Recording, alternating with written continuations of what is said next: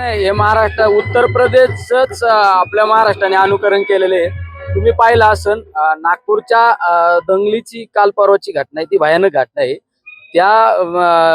त्या घटनेमध्ये दंगलीमध्ये ज्यांचा ज्यांचा प्रत्यक्षरित्या संबंध आहे त्यांच्यावर कारवाई झाली पाहिजे, कठोरात कठोर कारवाई झाली पाहिजे, ही मागणी करणारा माझ्यासारखा कार्यकर्ता असो किंवा माझा पक्ष सुद्धा त्या विचाराचा आहे।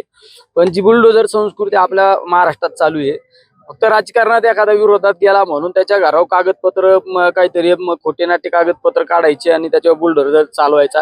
ही बुलडोजरची शाही लवकरात लवकर संपली पाहिजे। नाही ते गाणं कुठलं काय मला माहित नाही, पण कुठला पण नेता असो त्या नेत्याबद्दल आक्षेपार्थ एखादं गीत गायलं नाही पाहिजे, ह्या विचाराचा मी एक कार्यकर्ता आहे।